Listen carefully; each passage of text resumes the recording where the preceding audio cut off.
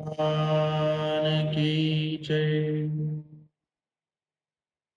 इष्टदेव भगवान श्री स्वामीनारायण मंदिरामध्ये विराजमान श्री लक्ष्मीनारायण देव, श्री घनश्याम महाराज, श्री राधा कृष्ण देव, भगवंताचे सर्व स्वरूप पवित्र श्रावण मास अंतर्गत श्री शिव महापुराण कथेमध्ये उपस्थित गुरुवर्य परमपूज्य सद्गुरु गोविंद प्रसादाजी स्वामी, उपस्थित सर्व कथा प्रेमी श्रोतागण, सर्वांना जय श्री स्वामीनारायण। आज पवित्र श्रीकृष्ण जन्माष्टमीचा दिवस। सर्वांना सर्वप्रथम श्रीकृष्ण जन्माष्टमीच्या खूप खूप शुभेच्छा। भगवान श्रीकृष्ण चंद्र नारायण आजच्या दिवशी रात्रीच्या वेळेस या पृथ्वीवरती प्रगट झाले, ज्या अवताराला आपण पूर्ण अवतार म्हणतो, की जे या पृथ्वीवरती येऊन संपूर्ण जीवन जगून आणि लोकांना प्रेरणा देऊन गेले। आज संपूर्ण भारतामध्ये जर आपण पाहायला गेलो तर सर्वात जास्त श्रीकृष्ण भक्त आहे। शिक्षापत्रीचे 3 मंगलाचरण आहे, किंवा भगवान स्वामीनारायणनी जिथे जिथे पण इष्टदेवांची गोष्ट केली तिथे तिथे भगवान श्री स्वामीनारायण असं म्हटले की आमचे इष्टदेव असे भगवान श्रीकृष्ण। वामे यस्य स्थिता राधा श्रीश्च यस्यास्ति वक्षसि वृंदावन विहारंतम श्रीकृष्णं हृदि चिंतये। ज्यांच्या डाव्या बाजूला राधाजी विराजमान आहे, जे वृंदावनामध्ये विहार करणारे असे जे श्रीकृष्ण आहे, त्यांचं आम्ही ध्यान करतो। तर आज भगवान श्रीकृष्णांचा प्रागट्य उत्सव आहे। बघा, भगवान कृष्णाचा मूर्तीकडे पहा, असे सुंदर तयार झाले आज की असं वाटतं की दुसरीकडे नजरच फिरवायला नको।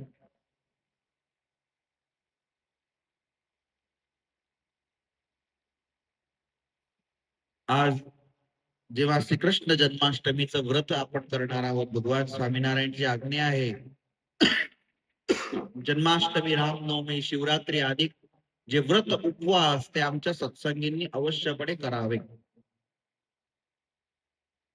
स्कंद पुराणामध्ये असं लिहिण्यात आलं आहे, जन्माष्टमी व्रतम येन कृतेन हरिपूजनम सयाती परमां सिद्धी हरिलोकम सगच्छति। की जो भक्त जन्माष्टमीचं व्रत करतो आणि श्रीहरींचं पूजन करतो। आज आपल्या घरामध्ये आपल्या महाराष्ट्रीयन परंपरानुसार लग्नावेळेस जे बालकृष्ण दिले असतात, आता केले नसतील आंघोळ तर जाऊन आंघोळ करव जा, त्यांचा अभिषेक करव जा आणि त्यांचं पूजन कर जा, आणि आज जन्माष्टमी व्रत करा। तर आज जो व्यक्ती जन्माष्टमी व्रत करतो आणि श्रीहरींचं पूजन करतो, तो अखेरीस परमसिद्धी प्राप्त करून हरिलोकास जात असतो। एवढा जन्माष्टमी व्रताचा महिमा आहे। त्यानंतर पुढे लिहिण्यात आलं, लक्ष्मी लोक सहस्त्राणी पुण्य कर्माणी च कोटिशः नारहंती जन्माष्टमी सम्यक उपोष्य जनार्दन। की हजारो लोकांचे पुण्यकर्म, हजारो लोकांचं पुण्यकर्म म्हणजे हे आपण ज्या मंदिरामध्ये बसलो आहे हे हजारो लोकांचं पुण्यकर्म आहे, की हजारो लोकांनी यामध्ये दान दिलं, हे यांचं पुण्यकर्म आहे।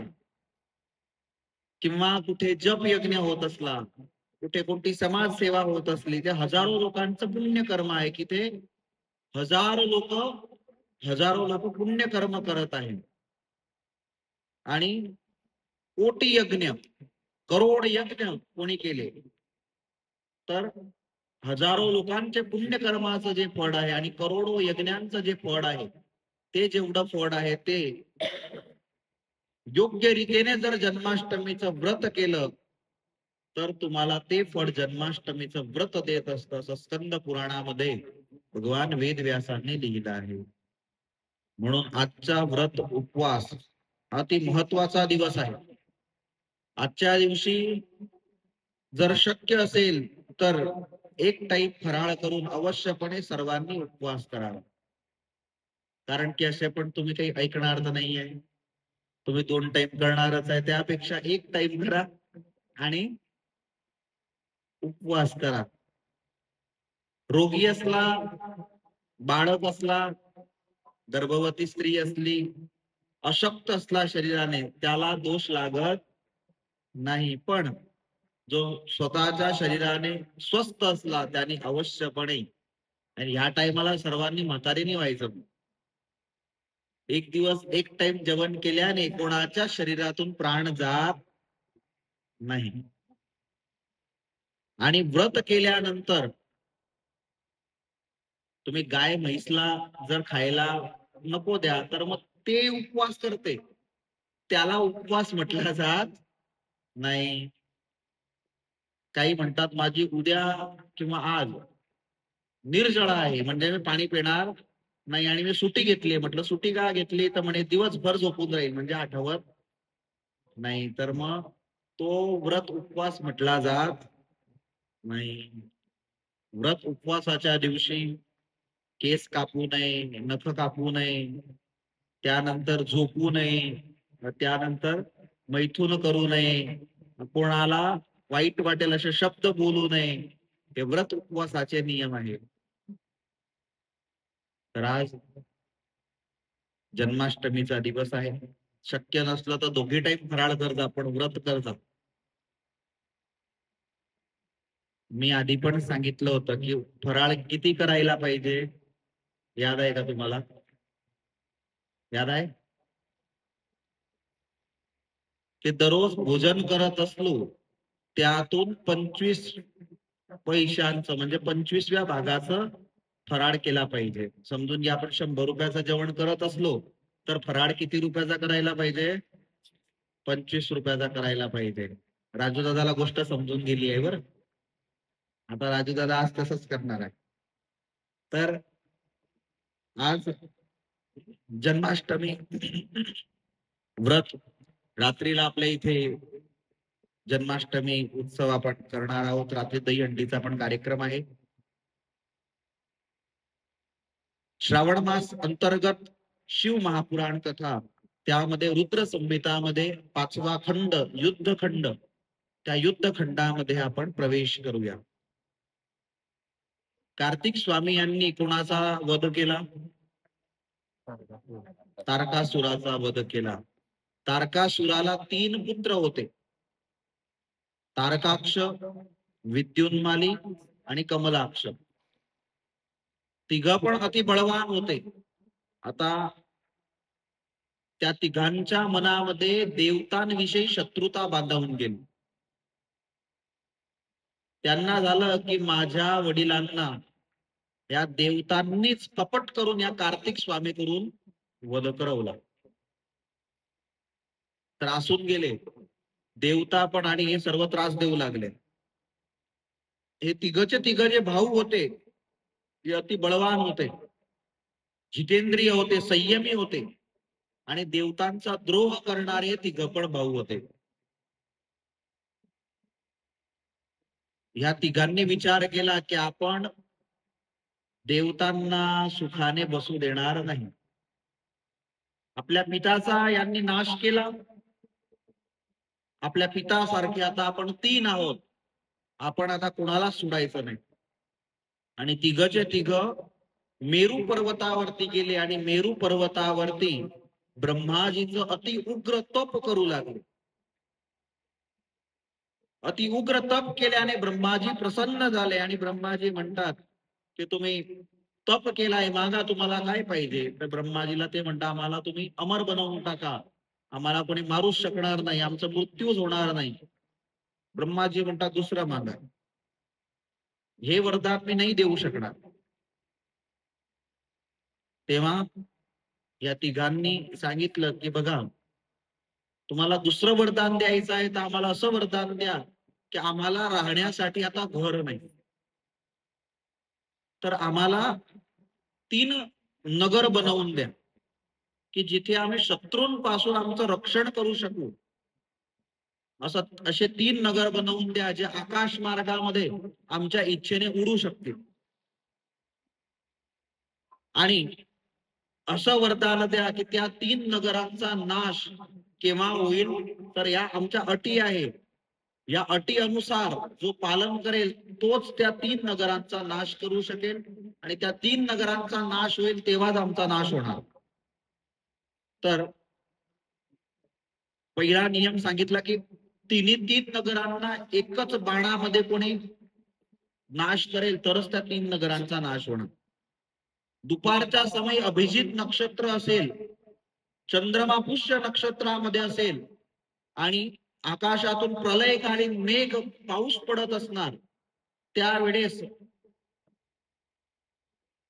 एक विचित्र रथावरती स्वयं भगवान शिव हातामध्ये धनुष्य धारण करून आणि एकच बाणाने या तिघही नगरांचा नाश करतील, तेव्हाच आमचा नाश होईल असं वरदान द्या. ब्रह्माजीने तथास्तु सांगितलं. ब्रह्माजीने मै दानवला बोलवलं.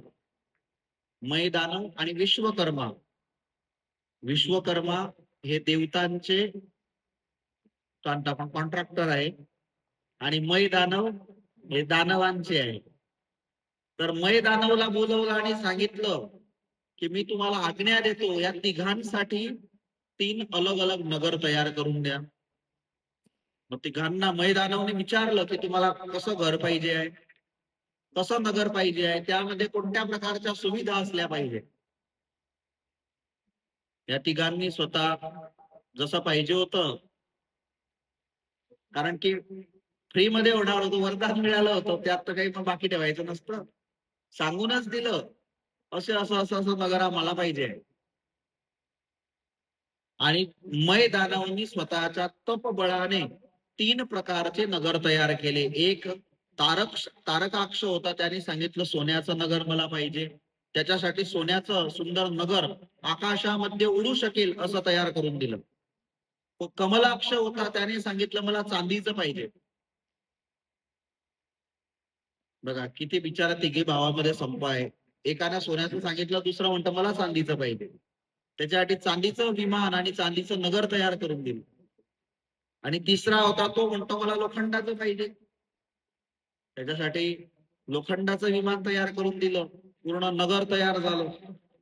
एवढं सुंदर हे विमान आणि एवढं विशाळ हे विमान होतं की ज्यामध्ये अप्सरा, गंधर्व, सिद्ध, चारण हे सर्वच तिथे राहत होते. अनेक मोठे मोठे मेहेल त्या नगरामध्ये होते, तिथे अनेक शिव मंदिर होते. आता कोणाच्या हातून नाश होणार होता या नगरांचा? भगवान शिवच्या हातून. आणि सर्वेचे सर्व भगवान शिवचे भक्त होते. अनेक शिव मंदिर तिथे होते, दरेक सर्व भगवान शिवची भक्ती करायचे. अनेक यज्ञशाळा होत्या, हे सर्व यज्ञ करणारे होते. मोठ्या मोठ्या नद्या या नगरांमध्ये वाहत होत्या. अनेक तलाव होते, ज्या तलावांमध्ये अनेक प्रकारांचे कमळ आहेत. अनेक वेद पाठशाळा या नगरामध्ये होत्या. बोला, पूर्ण धर्माचं पालन करणारे हे तिघचे तिघ होते. त्यांनी नक्की केलंय आपल्याला त्रास फक्त आणि फक्त या देवतांना द्यायचं आहे. आणि तिघचे तिघ जे नगरवासी होते यांनी मिळून तिघही नगरांनी आक्रमण स्वर्गावरती केलं आणि स्वर्गावरती आक्रमण झालं आणि देवता सर्व पराजित झाले. स्वर्ग सोडून आणि सर्वचे सर्व देवता ब्रह्माजीच्या शरणी गेले. स्वर्गावरती या तिघही भावांचं राज्य आलं. ब्रह्माजीला म्हणतात, आता तुम्ही यांना वरदान दिलं आहे, तुम्हीच यापासून आम्हाला मुक्त करा.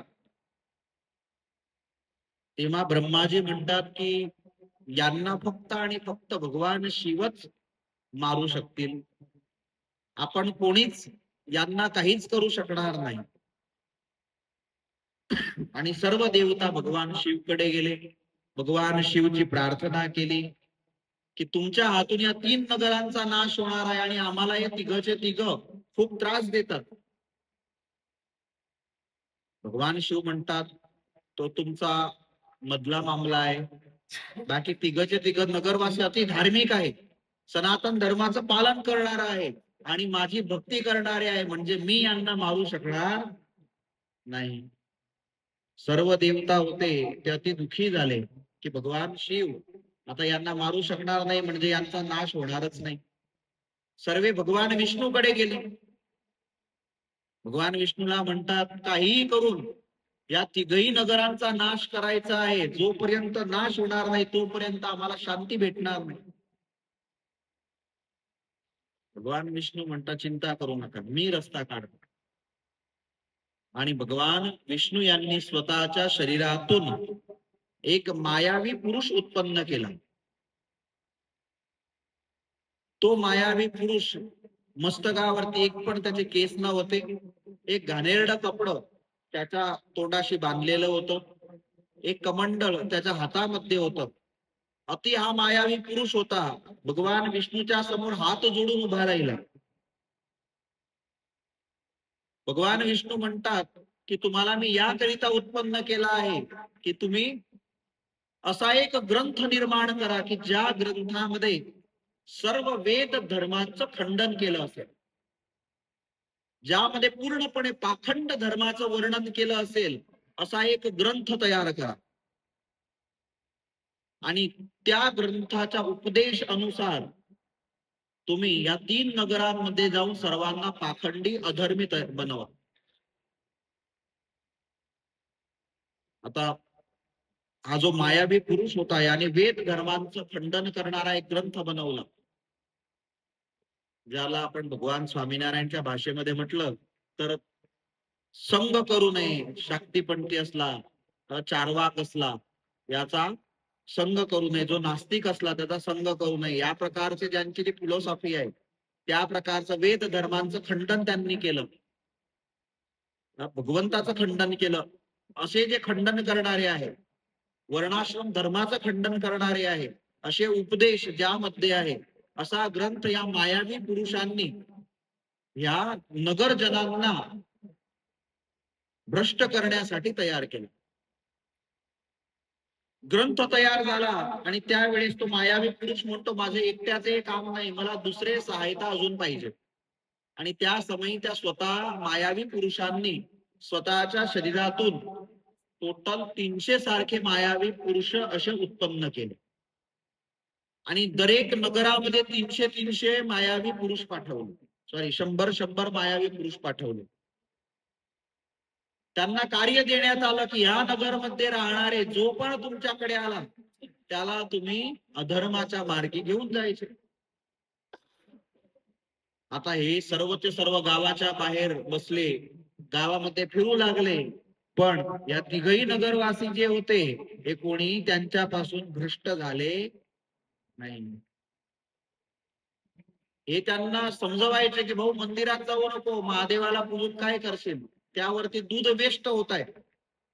पण बोला होते दानव सर्वेचे सर्वे, पण 100 वर्षापर्यंत या सर्व मायावी पुरुषांनी प्रयत्न केला तरी सुद्धा कोणी पण स्वतःच्या धर्मातून हे भ्रष्ट झाले नाही. आज आपल्याला जर कोणी असं सांगून दिलं नाही रे भगवान कुठे असतात, काय दररोज मंदिरात जातो, वारंवार हीच गोष्ट आपल्याला दररोज कोणी जर 50 वेळा आपण सांगितले तर धीरे धीरे आपल्याला पण असं वाटतं. बरोबर. कोणता जर असा फिलॉसॉफर असला आहे या दुनियामध्ये, काही फिलॉसॉफर असेल की ज्यांचं तुम्ही पुस्तक वाचा किंवा त्यांचं जर भाषण ऐका ना तर तुमच्यामध्ये पूर्णपणे नास्तिकता येऊन जात असते. असे या दुनियामध्ये काही फिलॉसॉफर आहे की ज्यांच्या समोर आर्ग्युमेंट करण्यासाठी कोणीच तयार होत नव्हतं. असे पण फिलॉसॉफर होऊन गेले की जे पूर्णपणे नास्तिक होते. तर या जे 300 जण होते यांनी खूप प्रयत्न केले, पण तिघही नगरवासी त्यातून भ्रष्ट झाले नाही. बोला, आपल्यापेक्षा आपण किती त्यांची पक्की निष्ठा असणार. शेवटी तिघ 300 भगवंताला मनोमनी प्रार्थना करू लागले की आता आमच्याने काही होणार नाही. आम्ही 100 वर्ष झाली यांच्या नगराच्या बाहेर बसलो आहे, पण एक पण सिंगल व्यक्ती आमच्याने अधर्माच्या मार्गे आम्ही नेऊ शकलो नाही. आणि त्या समयी भगवंतांनी प्रेरणा केली नारदजीला, आणि नारदजी त्या नगरामध्ये आले. एक नगरामध्ये आले, विद्युन्मालीकडे गेले, गड्यामध्ये मोठी काळ्या रंगाची माळा धारण केली, विद्युन्माली जवळ बसले आणि विद्युन्मालीने स्वागत केलं नारदजीचं. नारदजी म्हणतात, अहो विद्युन्माली, तुम्हाला माहिती आहे, आज तुम्हाला मी भेटायला येत होतो. तुमच्या नगरामध्ये प्रवेश करत असताना एक अद्भुत दृश्य मला भेटलं.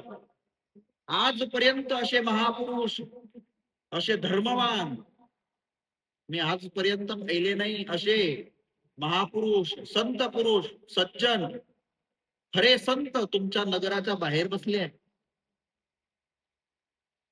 दुनियाला खरं सांगणारे तुमच्या नगराच्या बाहेर बसले. बघा, मी पण त्यांच्याकडून ही माळ धारण करून आलो, मी दीक्षा घेऊन आलो.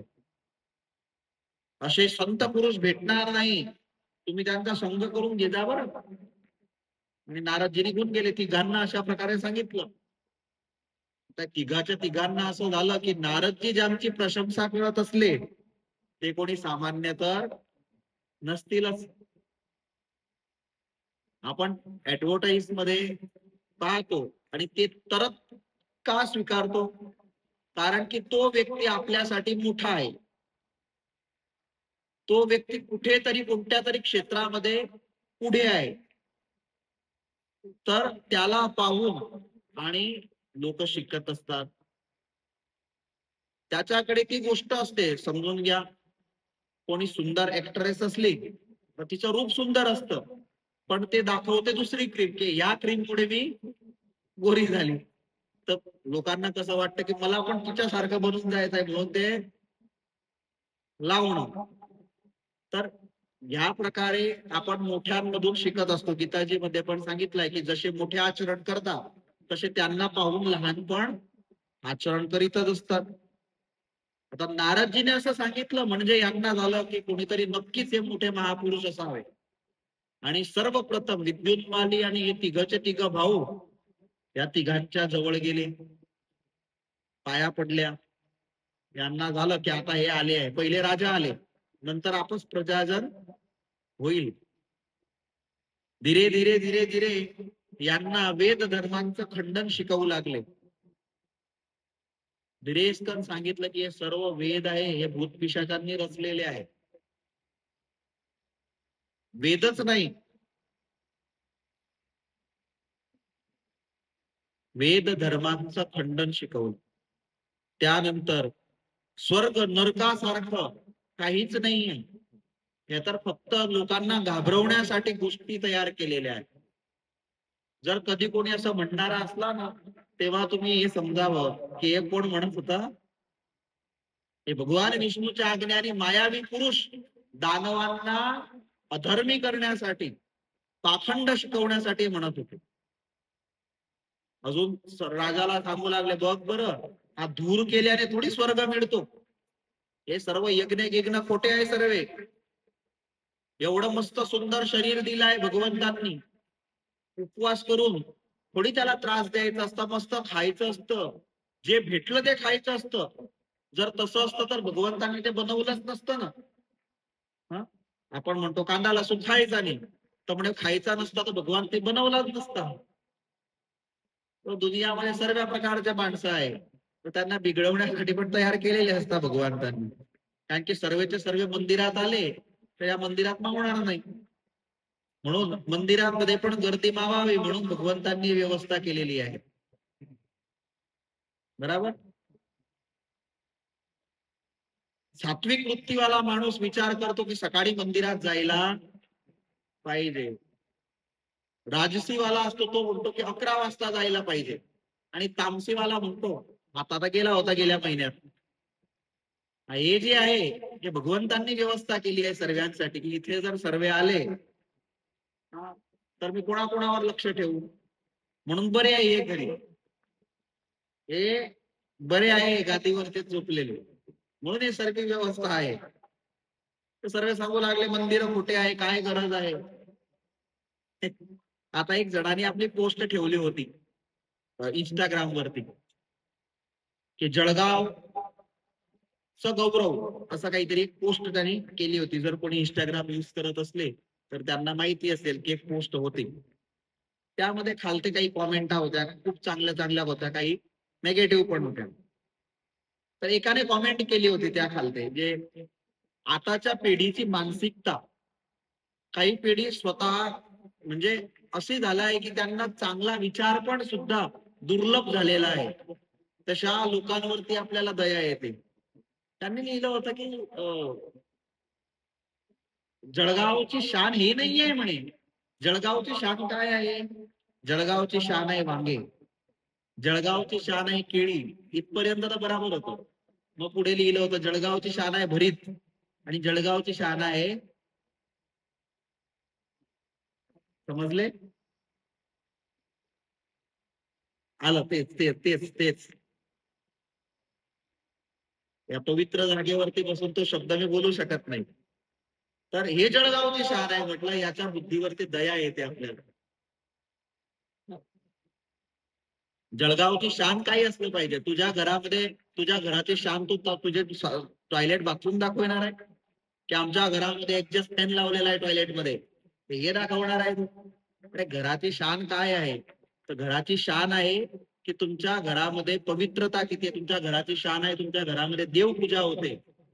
तुमच्या बेडरूम मध्ये बसल्यानंतर, तुमच्या बैठक रूम मध्ये बसल्यानंतर शांती होते. तुमच्या घरामध्ये सात्विक वृत्तीचे माणसं आहे, हे घराची शान आहे. अशी मानसिकता वाईट आहे लोकांची की जे आपण विचार पण करू शकत नाही की एवढ्या खालच्या स्तराला यांचे विचार असतील.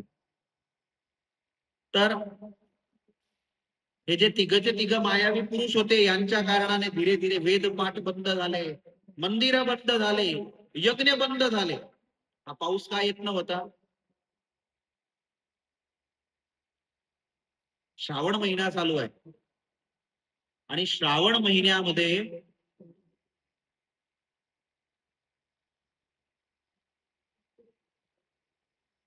राजस्थानमध्ये आताची घटना, 5 ट्रका गायीनी भरलेल्या आणि नंदीने भरलेल्या या सापडल्या. श्रावण महिन्यामध्ये आपण महादेवावरती जळ अर्पण करतो, नंतर आपण नंदीश्वर वरती अर्पण करतो, नंतर महादेवावरती अर्पण करतो ना. नंदीची हत्या होते. भारत देशामध्ये तुमच्या माहितीसाठी सांगतो, दिवसेंदिवस हे कत्तलखाने वाढत जात आहे. आपल्या जळगाव जिल्ह्यामध्ये पण आहे. अशा जागेवरती आहे की जे हिंदुत्वाची गोष्ट करता यांच्या घरापासून थोड्याच लांबवरती आहे.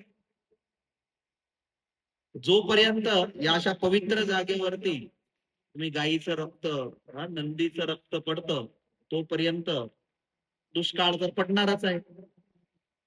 यज्ञ बंद झाले.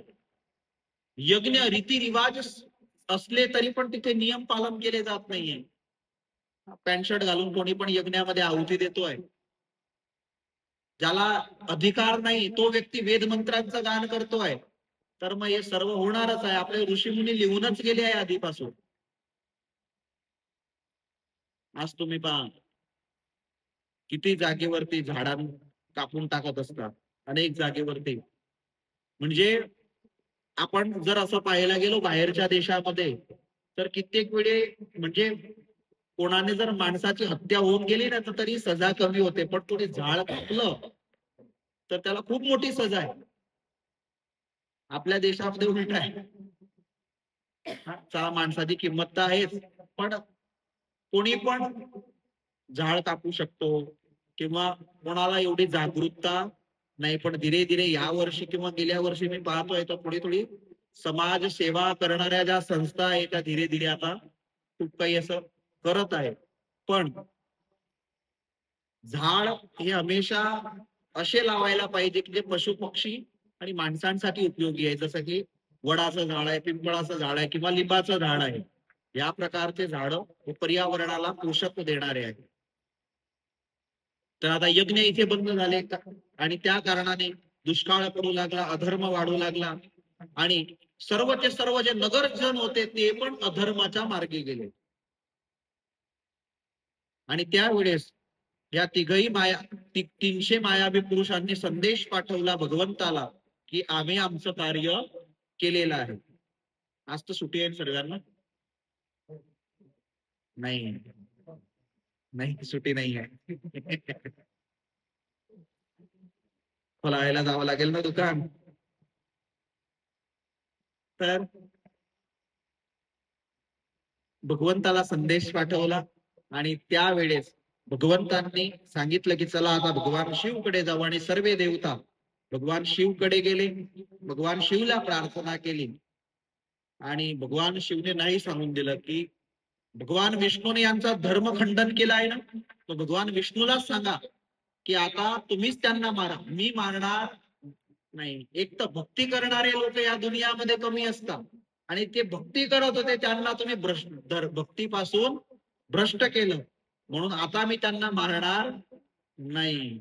आणि भगवान शिव नाराज होऊन अदृश्य होऊन गेले आणि सर्व देवता रडू लागले. भगवान विष्णू त्यांना सांत्वना देऊ लागले, चिंता करू नका म्हणे, मी तुम्हाला एक मंत्र शिकवतो, या मंत्राचे तुम्ही करोड करोड जप करा, त्या कारणाने महादेव असे प्रसन्न होतील, असे प्रसन्न होतील की तुम्ही सांगाल ते तुमचं कार्य ते करून टाकतील.